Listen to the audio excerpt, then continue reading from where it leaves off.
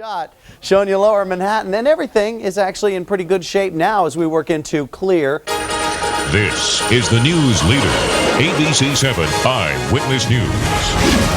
Tonight, concern and outrage from parents about a party where a stripper performed for high school football players. Plus, we're live in Denver for a wrap-up of tonight's showdown between the Giants and the Broncos. Good evening, everyone. I'm Diana Williams. And I'm Bill Ritter. Thanks for staying up. Those stories in a moment. But first, some big basketball news tonight. Very big basketball news. The best basketball player ever tonight, all but confirming he's coming back. Michael Jordan telling a group of reporters in Chicago he will play again, quote, for the love of the game. Our other big story tonight, Westchester parents packed a high school meeting this evening, voicing shock and outrage about a private party for high school football players. Police say the athletes did drugs, drank booze, and were entertained by a stripper at a house in Chappaqua. Jim Dolan has more. It was a packed meeting, but there was no yelling or fist pounding, just a room full of parents who were shocked and worried and wondering what to do next. And Principal Kathy Mason did not sugarcoat it, saying last week's incident was maybe most disturbing because the kids don't even seem to know what they did wrong. The frightening part of it was in dialogues informally from the moment we found out about this, our kids were not enraged by this. Our kids were saying, this is no big deal.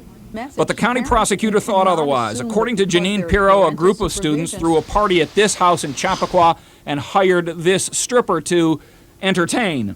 She did, according to the prosecutor, with the full knowledge of one of the boys' parents. Some members of the football team organized the party, but it apparently wasn't just athletes who attended. There were young women as well as young men. There were athletes and non-athletes. There were identified class leaders and young students here who have not assumed those positions. But if kids weren't outraged, parents here say they were. I think that some parents aren't equipped to know how to handle things, but I think that no one that I know would blow it off as no big deal. The Board of Education will meet tomorrow and take 3 steps, including direct education of the students, community service by the students, and a written apology from each of the students involved in the party. And the school has work to do, too. We've got to instill in them not a morals curriculum, a basic moral compass is the word I used, about what is decent and what is not. In Chappaqua, Jim Dolan, ABC 7 Eyewitness News. You saw it here tonight, kicked off another season of Monday Night Football. The Super Bowl New York Giants, who didn't look so super tonight, took on the Denver Broncos. Scott Clark sort of predicted it with his predicted ball earlier tonight. It was not pretty. Scott's in Denver for us tonight. They're pretty Scott. close, but I'll tell you what, folks, it was pretty entertaining, though, to kick off Monday Night Football, I thought. But the Giants did fall short in their season opener here at Invesco Field. But we got to do weather. Sam's here. We figured we'd put him to work. Might as well. Good morning. Might as well. Good How are morning. ya? Good How are morning. ya? Thanks for joining us on the Monday morning show. And most of you sitting through the city with 1.25 inches of rain. Inch and a quarter? 1.25 inches. That was the rainfall total for the Wow. park. Walk over to the wall. We'll show you what it looks like.